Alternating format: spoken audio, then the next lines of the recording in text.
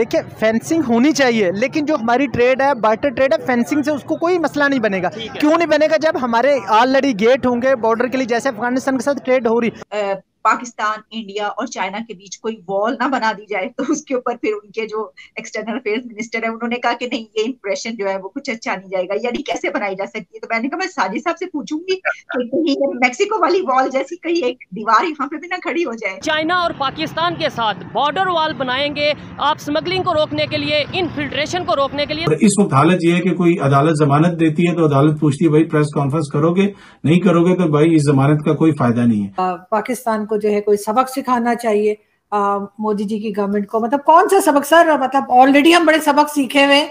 वही बात होगी ना, जैसे यूएस और मेक्सिको का इशू है, ठीक है ना, उधर भी वो आ जाते होते हैं और इलीगली आ जाते हैं। तो मतलब कि आपको जो नहीं है प्रॉपर एक रेगुलेटरी चैनल बनाया जाए इंस्टेड के बॉर्डर वॉल जो नहीं है ज्यादा एग्रेसिव एक मूव लगता है। देखो आपकी किस्मत अच्छी है कि आपके बॉर्डर की इधर इंडिया है और हम बहुत पेशेंस हमने दिखाई है और दिखाते आ रहे हैं कि हमने अफगानिस्तान के साथ कई 100 किलोमीटर की बॉर्डर वॉल बनाई, क्या उससे स्मगलिंग रुक सकी? और सेकेंडली, क्या पाकिस्तान के लोग अगर चाहें या पाकिस्तान के गवर्नमेंट को अगर ऐसी ऑप्शन मिले तो क्या वो इंडिया के साथ बॉर्डर वॉल बनाएंगे?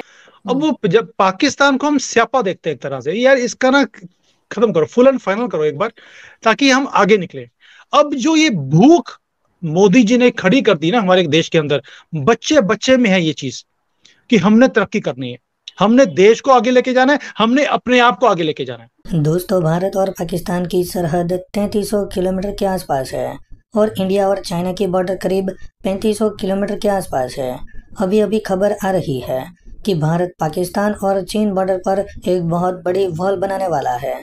आपको पता ही होगा कि डोनाल्ड ट्रंप जब अमेरिका के प्रेसिडेंट थे तब उन्होंने अमेरिका और मेक्सिको बॉर्डर पर इलीगल इमिग्रेशन को रोकने के लिए वॉल बनाने का प्लान बनाया था और वॉल बनाने का काम भी शुरू हो चुका था, लेकिन इसी बीच उसकी सरकार चली गई।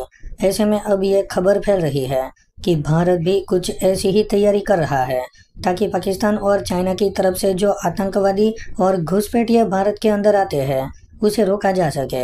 तो चलिए दोस्तों, इसी पर पाकिस्तानी मीडिया का रिएक्शन देखते हैं। इंडिया के फॉरेन मिनिस्टर से किसी जर्नलिस्ट ने क्वेश्चन किया कि चाइना और पाकिस्तान के साथ बॉर्डर वॉल बनाएंगे आप स्मगलिंग को रोकने के लिए, इनफिल्ट्रेशन को रोकने के लिए, तो उन्होंने बड़ा जबरदस्त आंसर दिया। पाकिस्तानी पब्लिक से बात करते हैं कि हमने अफगानिस्तान के साथ कई 100 किलोमीटर की बॉर्डर वॉल बनाई, क्या उससे स्मगलिंग रुक सकी? और सेकेंडली, क्या पाकिस्तान के लोग अगर चाहें या पाकिस्तान के गवर्नमेंट को अगर ऐसी ऑप्शन मिले तो क्या वो इंडिया के साथ बॉर्डर वॉल बनाएंगे? पाकिस्तान का इंटरनेशनल इमेज क्या है और हमारे नेबर्स के साथ जो रिलेशन है, खास तौर पे अफगानिस्तान की बात करें या इंडिया की बात करें या इवन ईरान की बात करें, हमारे बॉर्डर के ऊपर क्या उनके साथ किस तरीके से ताल्लुकात हैं?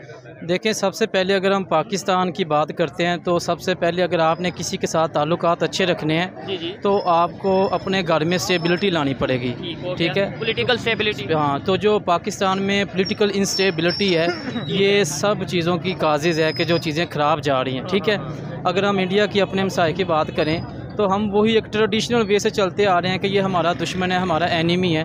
लेकिन अगर आप उनकी इकोनॉमी देखें इतनी ऊपर जा रही है और 18 मुल्क के अंदर इंडिया की जो करेंसी है वो चल रही है, लेकिन हमारे मुल्क में 75 रुपये का नोट अपने लोग ही नहीं लेते। ठीक है, तो अगर आपने ज़िंदगी में आगे बढ़ना है, अपना इंटरनेशनल लेवल पे इमेज ठीक करना है तो आपको जो अपनी स्ट्रेटजीज और जो डिप्लोमेसी है, ठीक है, वो बेहतर करनी पड़ेगी। ठीक हो गया। आपने जो बात की है कि वहाँ उनकी करेंसी 18 कंट्रीज़ में यूज़ हो रही है ट्रेड के लिए और हमारे यहाँ पे अपनी करेंसी ही यूज़ नहीं होती ठीक तरीके से, इसका मतलब है विजन का, सोच का कहीं ना कहीं फ़र्क है। अभी उनके इंडिया के फॉरेन मिनिस्टर से किसी ने क्वेश्चन किया कि क्या बॉर्डर वॉल होनी चाहिए पाकिस्तान के साथ, चाइना के साथ, उन्होंने बोला नहीं भाई हम ऐसा नहीं करेंगे, इससे पॉलिटिकल इमेज खराब होगा इंटरनेशनल लेवल पे इंडिया का। लेकिन हमने तो अफगानिस्तान के साथ फेंसिंग की हुई है और कितनी ज़्यादा, कितने 100 किलोमीटर, और उसका फ़ायदा हुआ हमें। देखें, बात फिर वहीं पे आ जाती है कि जब आप इकोनॉमी के बारे में सोचेंगे ना, जब तक आप फाइनेंशियली कोई बंदा स्ट्रॉन्ग नहीं होता, मुल्क भी ऐसे चलते हैं। अगर आपकी इकोनॉमी ठीक होगी ना तो आपके सारे मामला ठीक हो जाएंगे। लेकिन अगर आप यही बात करते रहें हमें यहाँ से थ्रेट है, हमें यहाँ से थ्रेट है, ठीक है, तो जो थ्रेट्स हैं वो दूर कैसे होते हैं? जब आप इंडिपेंडेंट हों, जब आप खुशहाल हों, ठीक है। अफ़गानिस्तान हमारा एक मुस्लिम कंट्री है, लेकिन इंटरनेशनल लेवल पे हमेशा वो हमारे अगेंस्ट गया है, समझ रहे। जैसे ही उधर तालिबान की हुकूमत आई है तो आफ्टर 1 वीक पाकिस्तान में जनाब हमला हो गया बॉर्डर फेंसिंग को लेकर। अभी 2 दिन पहले हुआ। मैं कहता हूँ ये मैं बड़ी ऑथेंटिक बात कर रहा हूँ, ऑलमोस्ट हर हफ्ते या हर 10 दिन में एक ना एक अटैक हमारे बॉर्डर पे ज़रूर होता है, जो कि अफगान बॉर्डर के ऊपर होता है। और हमें फेंसिंग का कोई फ़ायदा हुआ जो हमने इतने 100 किलोमीटर की फेंसिंग की? सर देखें, फेंसिंग का कोई फ़ायदा नहीं है, हमें लोगों को एजुकेट करने की ज़रूरत है। ये अफ़गानिस्तान वाली साइड पे भी होना चाहिए, पाकिस्तान में भी होना चाहिए, और हमें ये इस चीज़ से बाहर आके सोचना होगा कि वो हमारे मुस्लिम ब्रदर्स हैं, ठीक है। देखें, आप एज अ ह्यूमन सोचें, ठीक है। अगर इंडिया के साथ अगर आप देखें, हमारी एक हिस्ट्री है, हम उनके साथ सदियों रहे हैं, ठीक है। अगर आप पार्टीशन की बात कर लें तो इस पार्टीशन पे भी कोई खुश नहीं था, ठीक है। मोस्टली लोग खुश नहीं थे जब पार्टीशन हुई। आप हिस्ट्री पढ़ के देख लें, हिस्ट्री वो है नहीं जो पाकिस्तान स्टडी में पढ़ाई जाती है। ये अब 9 मई को जो हमला हुआ है तो सबको पता चल गया जनाब ये कायदे आज़म हाउस था, ठीक है। क्या कभी हमने मुतालिया पाकिस्तान में इसको पढ़ा? नहीं। यानी कि जो चीज़ों के हल हैं वो ना हमारी डिप्लोमेसी में है, ना हमारी फॉरेन पॉलिसी में है, ठीक है। कि हमें एज ए मुस्लिम बन के या एज ए हिंदू बन के, एज ए क्रिश्चियन बन के, नहीं एज ए ह्यूमन बन के। सर एज अ ह्यूमन अगर आप देखें, बाहर चले जाएं, ठीक है। रिसेंटली बाबर आजम की जो पिक्चर है वायरल हुई सोशल मीडिया पे कि ही वाज परफॉर्मिंग प्रेयर, ठीक है, वो नमाज अदा कर रहे थे। अगर यहाँ पे कोई बंदा क्रिश्चियन है, हिंदू है, वो सरेआम किसी रोड पे नमाज पढ़ना या अपनी इबादत करना शुरू कर दे, पूजा करना, तो हमारे मुल्क में इसको बिद्दत समझा जाता है। हालांकि हमारा जो रिलीजन है, हमारा जो कॉन्स्टिट्यूशन है, वो इस चीज़ की इजाज़त देता है कि आप आज़ाद हैं, जहाँ चाहें आप अपनी इबादत कर सकते हैं। तो फिर आपकी बात से आगे बात बढ़ा रहा हूँ। ऐसे तो हम हमेशा ये बात उठाते हैं, इंडिया में मुसलमानों पे जुल्म हो रहा है, उन्हें मस्जिद में नमाज, रोड पे नमाज नहीं पढ़ने दी जाती ईद की। आप ये बताएं, यहाँ पे इस रोड पे कोई हिंदू अपनी पूजा कर सकता है आज़ादी से? सर सबसे पहली बात है, पाकिस्तान में 150 से ज़्यादा मुस्लिम पार्टीज़ हैं, मुस्लिम पॉलिटिकल पार्टीज़, उनका आपस में आज तक इत्तेहाद नहीं हो पाया। और ये जितने भी पॉलिटिशियंस हैं, पॉलिटिकल पार्टीज़ हैं, वो एक हो जाते हैं कि जिनका कह लें कि जो पर्पज़ है वो लूट मार है, यानी वो एक हो जाते हैं। लेकिन जो इस्लाम की बेस पे अपनी पार्टी लेकर आए हैं वो एक नहीं हो रहे। तो इसका मतलब है कि wrong implementation of Islamic laws है। समझ। डॉक्टर जयशंकर के बारे में तो हमने सुना है कि वो जो है 6 मुल्क 5 दिनों में घूम आता है, या पता नहीं, मैंने एक दफ़ा सुना था जहाज़ में ही वो तैयार हो जाता है, जहाज़ में ही वो सो जाता है, ठीक है जी। जहाज़ में वो सारा कुछ कर लेता है, जाते ही मीटिंग्स तय करते हैं और वापस करके तो और वापस आ जाते हैं।